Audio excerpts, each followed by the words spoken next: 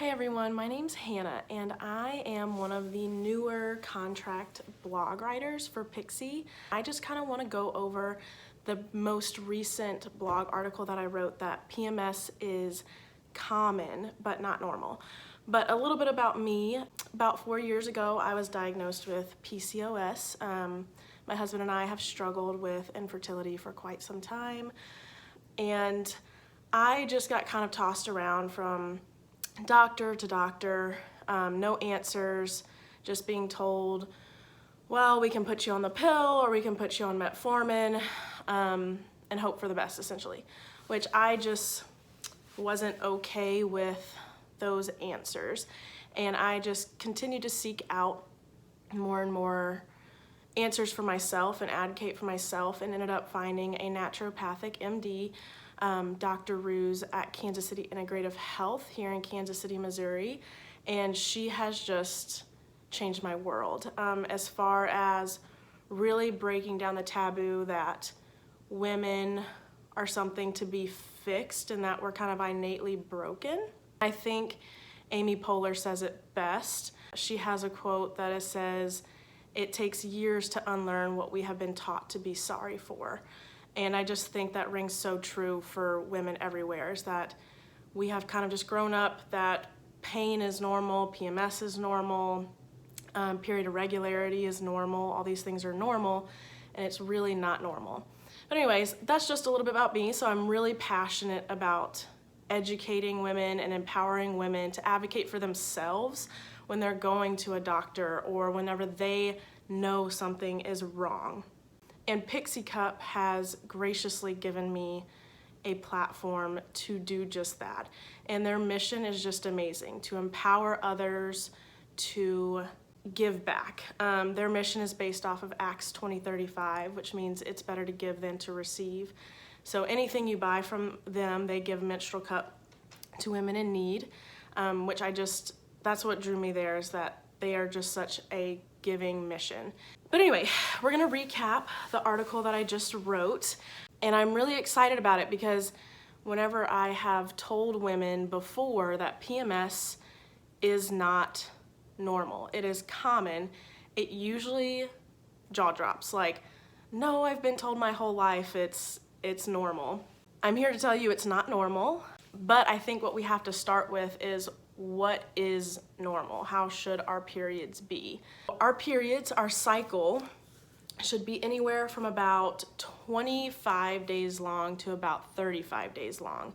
And that's gonna be very dependent on the person. I think the 28-day normal perfect cycle, it's definitely a myth. And then even more current research has shown that even the average is closer to 29 days. And I think it's like less than 14% of women actually have a 28-day cycle. And I used to let that really bother me. I didn't have a 28-day cycle, but it's okay. It's based off your normal, but the range from about 25 to 35 days. With that, they should be ovulatory, and you can track that through basal body temperature tracking, which is my favorite way. And I'm a nerd, so I just love to see numbers. And if you have any questions on basal body temperature tracking, I know Pixie Cup has a blog over cycle tracking, and one of my favorite books for cycle tracking is Taking Charge of Your Fertility by Tony Weschler. It was actually the very first book that I read that kind of stirred up this passion in me for women's health. And I just remember being mind blown that we could track our cycles and really use it as a fifth vital sign. It's just so incredible to look at basal body temperature tracking, or cervical mucus or cervical positioning, tracking your symptoms. All these things just gives you more and more information to kind of decode your period. Nicole Jardim, she is the author of Fix Your Period, which if you haven't read that book is also amazing. She kind of talks about decoding your period being kind of like the butterfly effect, that when a butterfly flaps its wing in one area of the world, it affects another area in the world. through these kind of interconnected systems. It's what like mathematicians and things kind of use to describe these interconnected systems. But our cycles are an interconnected system. So we are in charge of really kind of finding the butterfly and not getting lost in the storm. Cycle tracking is where you start. You have to cycle track to kind of know your normal and what's not normal. So again, 25 to 35 days before your period, there really shouldn't be anything more than just kind of subtle communications that your period is about to come. Maybe some warmth or very, very light cramping in like the pelvic area, but there shouldn't be crazy mood swings or bloating or breast tenderness, acne, all those dreaded PMS symptoms. As far as how long you should bleed for, you should be bleeding anywhere from about 3 to 5 days. Kind of anything less than 3 would be more indicative of a very light or scant period. Anything kind of closer to like a 7-day period would be indicative of a really heavy period. The reason I love using Pixie Cup's menstrual cup is because this makes it so easy to really oddly be very intimate with your menstrual cycle.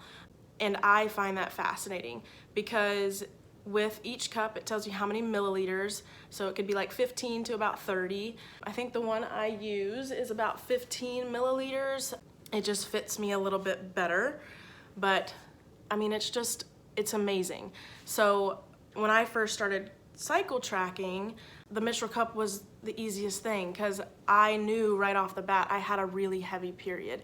I was easily bleeding close to 100 milliliters, and then all of a sudden it started making sense. Like, no wonder I'm tired, no wonder I'm fatigued, no wonder I have mood swings and breast tenderness, because it was all indicative of really high estrogen, high cortisol, all these things that came back on lab work that weren't being tested because I didn't have the information to tell the doc to really kind of guide them where to go. But why I've been so blessed to work with a functional MD that really knows the questions to ask before I even know to ask them. So anyway, I think Pixie Cup is amazing and menstrual cups are amazing. I mean, just several reasons. It gives you a lot more information, kind of help you be your own period detective and be intimate with your period, which I think we should be. I think for the longest time we've been kind of raised to believe that it's gross. I even know, like, anytime still, whenever I talk about my period, I'll whisper or like kind of get awkward and weird, but we have to break that taboo because it really truly is a 5th vital sign that gives us amazing information to our overall health. Because our hormones are not just for our periods. Our hormones are not just for getting pregnant. Our hormones are what drives all of the systems in our body.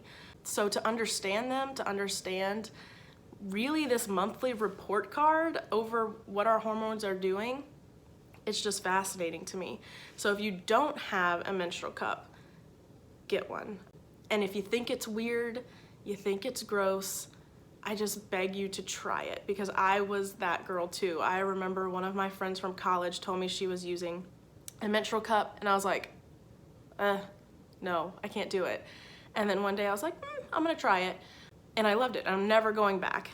And it's good for the environment. We're keeping more waste out of our planet, and also just limiting things like toxic shock syndrome, just so many things. So if you haven't tried one, try one.